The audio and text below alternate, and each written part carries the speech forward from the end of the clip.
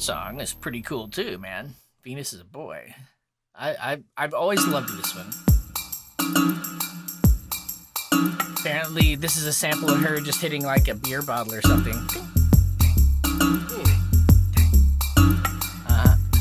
Yeah.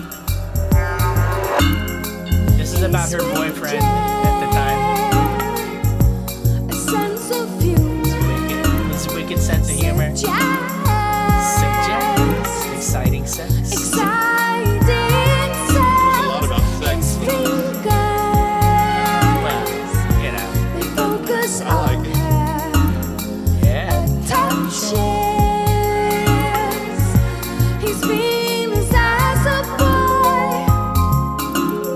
This is about her boyfriend at the time, Dominic Rupp, who had introduced her, I think, to Nelly.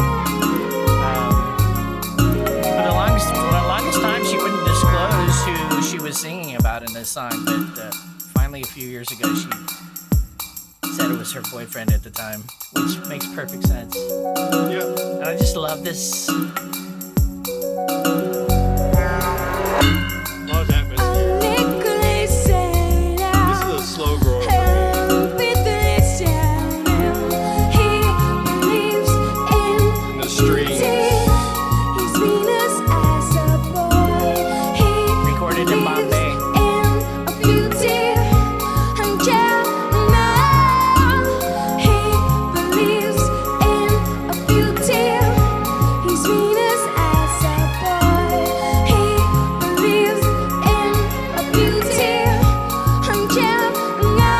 I always thought she said I'm jealous.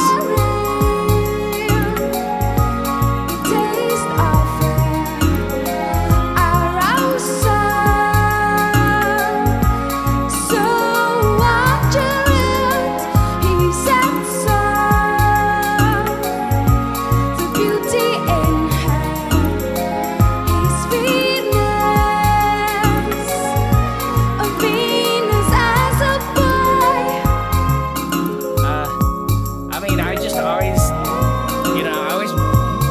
this makes me picture waking up next to her in bed in the morning, just being super happy that she's next to me in bed, Yeah, you know, fantasize, whatever, right? That's it right there. Yes, the strings, all that.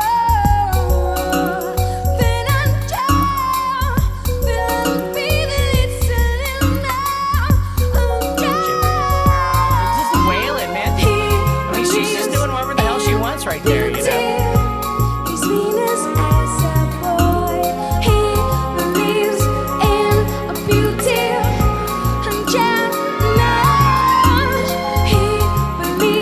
Yeah, the strings are super sweet, man.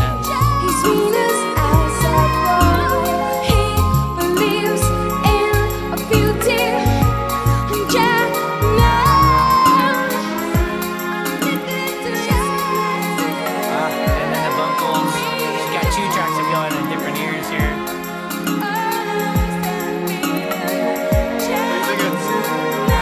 Think it's Icelandic or is that made up language? She's doing whatever she wants to belt out her emotions at the moment. It kind of reminds me of Some like Sigur Rós do a lot of gibberish, could be some Gunsy Icelandic would do a lot of thrown in people. there. Yeah, I know. I guess that's a. I don't. That's true. I mean, I don't know if it's an Icelandic thing, but the Icelandic musicians do that. But these two, she and Jonesy, definitely. Yeah. So she had been really intrigued by Indian culture as well. And so she met Talvin Singh, who was living in London, but he was a DJ of Indian descent. And he did a bunch of remixes of her stuff. But anyway, he got her hooked up with a film orchestra in Mumbai. And so they went over there and recorded the strings for this album in Mumbai. So, you know, just I mean, what a cool blend of sounds, man. Right? One of the things I love about this is that she is doing whatever the hell she wants again, right? And her vision, her influences, her desires, her ear is all just like, okay, let's. Well, you mentioned Nellie Hooper, who I couldn't find a photo from that time period. I found one a little later, and then one back when he was a DJ, probably before they had met and everything. But he was I think he had a wonderful touch, and must have just gotten along. They must have just gotten along great because they did. They really hit it off. They did. She had shopped around for several producers. Well, she was working with a guy from 808 State, right? And then a jazz guy. Yeah. And then she actually, when we get to the fifth track, you know, Like Someone in Love, right. She does a old jazz standard. She was with jazz producer Paul Fox. That was the name I was going to throw out there. Paul Fox. That she was working with. Yeah. Who had worked with Sugarcubes as well. Right. I think he knew their manager or something, and the Sugarcubes manager. And so she had a jazz connection already, and then she hooked up with some other folks in London. So anyway, I just love all the kind of the stuff she sprinkles in, you know. Well, it's funny when she, you know, I mentioned when she was a teenager, she had a punk band, and then a year later she formed a jazz fusion band.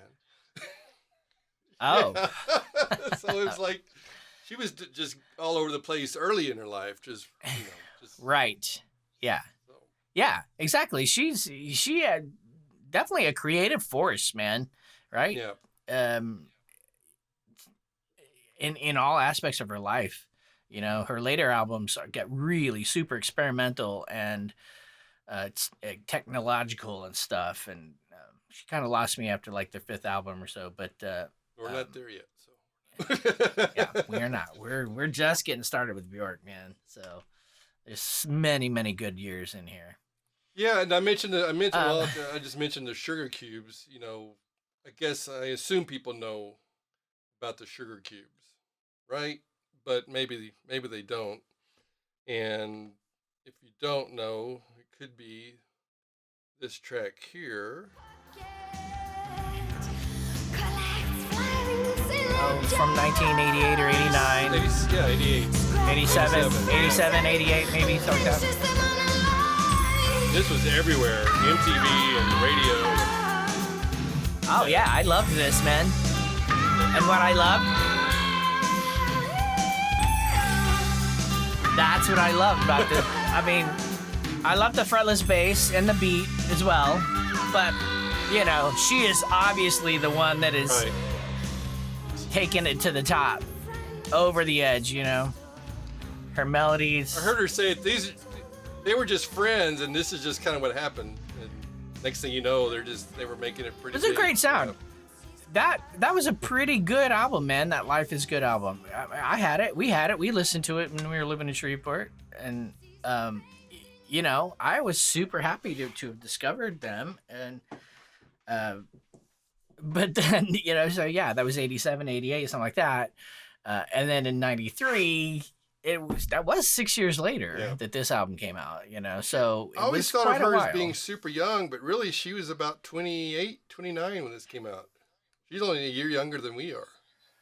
And so she was you know, done considering that she started at such an early age and everything. Especially, yeah. I mean, she'd been doing music for 16 years by the time this album came out. Actually, already, so. And speaking of that, she did start at 11.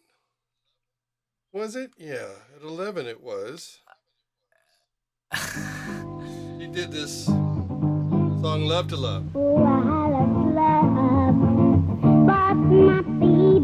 Is she playing the guitar? No.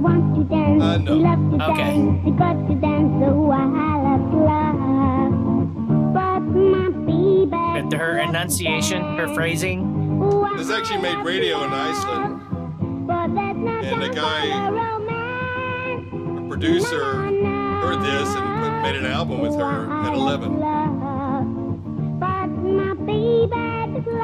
Yes, and this is, Debut is technically not her first album. You're right. I mean, she did another album called Gobbledygook or something in 1991, I think. But this is the one that she knew was what closest to what she really wanted and what she had, kind of pictured in her mind's ear or whatever. And she knew it wasn't exactly what she wanted either, right? She was happy. She was proud enough of it to call it her debut album, right? But she also knew that she could do better, right? And so I just love that she... I thought she could hold a tune just great then, and she's got little key changes and in there. It was just amazing. Her ear at that point. Her stepfather was a guitarist in a band at that time, and all that stuff. So she kind of grew up around the music environment then too. So. Must have been. She's a great musician. She's a keyboardist. Right. Yeah. She just can't help herself.